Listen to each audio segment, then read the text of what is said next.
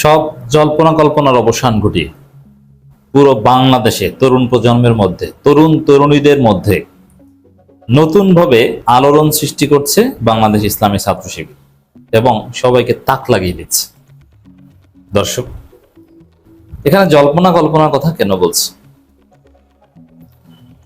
BNP ক্ষমতা আসার পর অনেকে ভাবছেন বা কেউ কেউ বলার চেষ্টা করছেন যে ইউনূসের আমলে শিবিরের যে একটা ক্রেজ ছিল, শিবিরের প্রতি যে একটা আকর্ষণ ছিল, তরুণ তরুণীদের একটা হাইপ ছিল, বিএনপি ক্ষমতা আসলে ওটা থাকবে না। বিশেষ করে ইউনূসের সময় একটা নিরপেক্ষ সরকার ছিল, বিএনপিও ক্ষমতায় না, জামাতও ক্ষমতায় না, যদিও সরকারে বিএনপির ভয়াবহ প্রভাব ছিল, যেটা ওই সরকারেরই অনেক লোক এখন বিএনপির সরাসরি মন্ত্রী সহ প্রতিমন্ত্রী বিভিন্ন জায়গায় আছেন। তারপরও কাগজে কলমে যেহেতু কেউ ক্ষমতায় ছিল না, এ কারণে একটা নিউট্রাল গ্রাউন্ডে শিক্ষার্থীরা শিবিরকে সমর্থন করেছে, শিবিরের প্রতি অ্যাট্রাক্টেড হয়েছে, অথবা শিবির না করেও শিবিরের প্রতি প্রকাশ্য সমর্থন দিতে পেরেছে। কিন্তু জল্পনা কল্পনা এটা ছিল যে বিএনপি ক্ষমতা আসলে শিবিরের প্রতি প্রকাশ্য সমর্থনটা থাকবে না।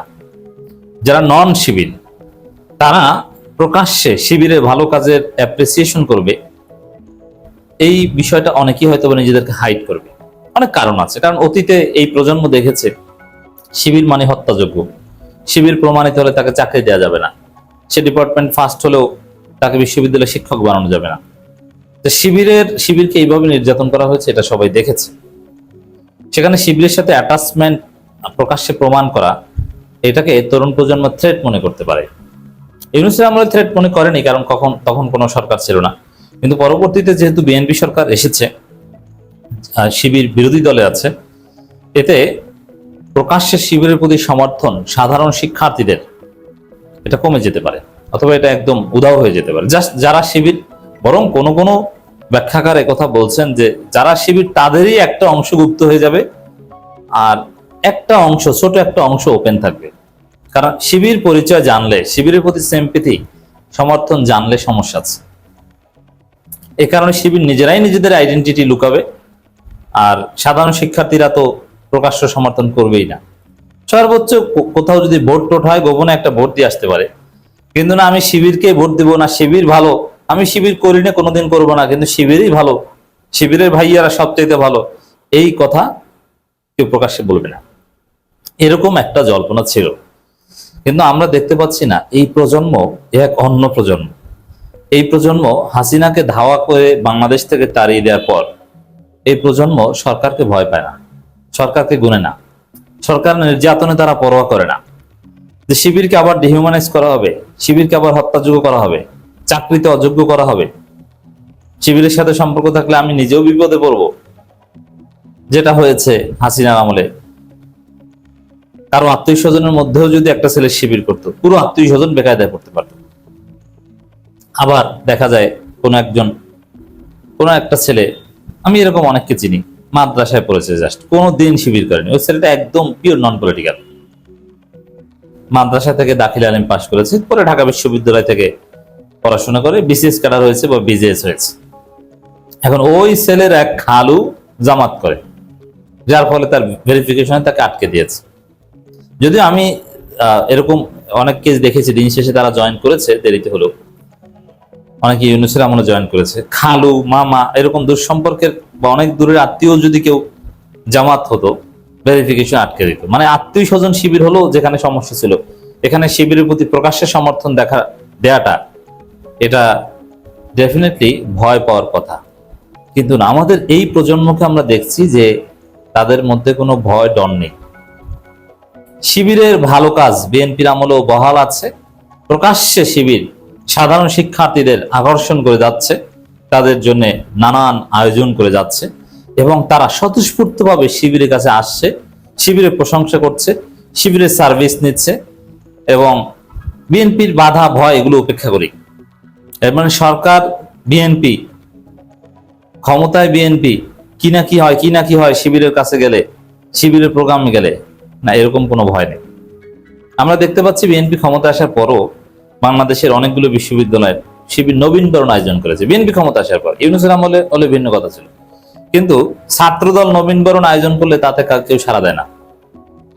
এরা পারেই না। অবশ্যই নবীনবরণ আয়োজন করার যে বাজেট, ওটা তো ছাত্রদল খেয়ে ফেলবে।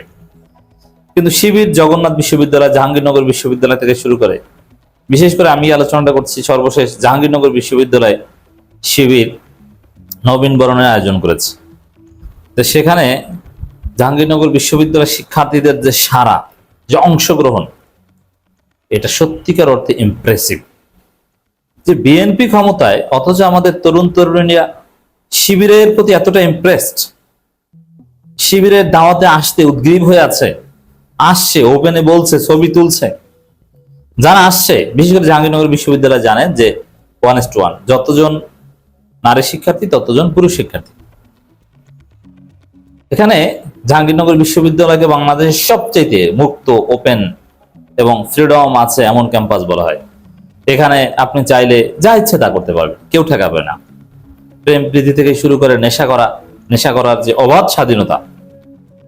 এমনকি ওইখানে একসময় শিবির যখন গুপ্ত রাজনীতি করত, শিবির ছেলেরা নিজেদের পরিচয় গোপন করার জন্য অদ্ভুত এবং উদ্ভট অনেক আচরণের সাথে জড়িত থাকত।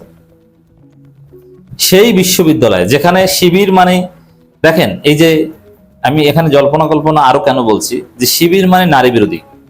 কত প্রচারণা চালানো হলো যে এরা নারী বিদ্বেষী। এমনকি অনেক জামাত নেতার বিরুদ্ধে কিছু বিপদগামী নারীকে ভাড়া করে ঝাড়ু মিছিলও করিয়েছে বিএনপি, যে এরা নারী বিদ্বেষী মন্তব্য করে, নারীদের জন্য শিবির সহনশীল না। এই প্রচারণা কত ভয়াবহভাবে চালানো হয়েছে। কিন্তু দিন শেষে দেখা গেল আমাদের বর্তমান প্রজন্মের জেনজি তরুণীরা শিবিরের কাছেই সবচেয়ে বেশি সেফ ফিল করে। তারা মনে করে যে শিবির মোটেই নারী বিরোধী নয়, নারী স্বাধীনতা বিরোধী নয়, নারীদের পোশাকের স্বাধীনতার বিরুদ্ধেও নয়, বরং শিবির নারীদেরকে রেসপেক্ট করে, ইরিটেট করে না, এফটিজিং করে না, বরং নারীদেরকে রেসপেক্ট করে এবং কোঅপারেটিভ। যার ফলে জাহাঙ্গীরনগর বিশ্ববিদ্যালয়, জগন্নাথ বিশ্ববিদ্যালয়, বিভিন্ন বিশ্ববিদ্যালয়ে দেখেছি যে নারী শিক্ষার্থীরা যাদের ড্রেস আপ দেখলে স্পষ্ট বোঝা যায় যে তারা কখনো ছাত্রী সংস্থা বা শিবির করে না কিংবা করবে না। তারা আমাদের সমাজের 10 জন স্টাইলিশ নারীর মতো, কিন্তু তারা শিবিরের প্রতি আকর্ষণ ফিল করছে। তারা মনে করছে যে দে আর স্মার্ট, তারা নেতৃত্বে থাকলেই তাদের অধিকার নিশ্চিত হবে, তারা স্বাধীনভাবে ইফটিজিং এবং ইরিটেশনের বাইরে তারা চলতে পারবে। যার ফলে আমরা দেখছি যে শিবিরের আয়োজনে জাহাঙ্গীরনগর বিশ্ববিদ্যালয় থেকে শুরু করে বিভিন্ন বিশ্ববিদ্যালয়ে নারী শিক্ষার্থীদের প্রকাশ্য অংশগ্রহণ, প্রকাশ্য প্রশংসা। বিপুল সংখ্যক নারী রেজিস্ট্রেশন করে শিবিরের নবীনবরণে অংশগ্রহণ করছে, শিবিরে আরো নানান প্রোগ্রামে। মানে তাদের কোনো ভয় ডর নাই যে বিএনপি ক্ষমতায় আমাদেরকে আবার শিবির ট্যাগ দিবে, চাকরি দিয়ে সমস্যা হবে না, এগুলো করে না। তো দর্শক, এটা শিবিরের একটা আকর্ষণ শক্তি। আরো নানান ক্রিয়েটিভ প্রোগ্রাম শিবির করছে। এই যে এসএসসি পরীক্ষার্থীদের মধ্যে যারা জিপিএ 5 পেয়েছে তাদের সংবর্ধনা দিচ্ছে, সেখানেও নারী শিক্ষার্থীরা, পুরুষ শিক্ষার্থীরা হুমড়ি খেয়ে পড়ছে। মানে সবাই এটা আকর্ষণ করে যে আমি শিবিরের একটা সংবর্ধনা তো পাবো। শিবির করে না, কিন্তু শিবিরের সংবর্ধনা পাওয়ার জন্য অধীর আগ্রহ অপেক্ষা করছে। এবং এরা ভয় পাচ্ছে না যে না, ক্ষমতায় বিএনপি, শিবিরের সংবর্ধনায় গেলে আবার কোন বিপদে পড়ি না, কোনো ভয় নাই। অসাধারণ দৃশ্য।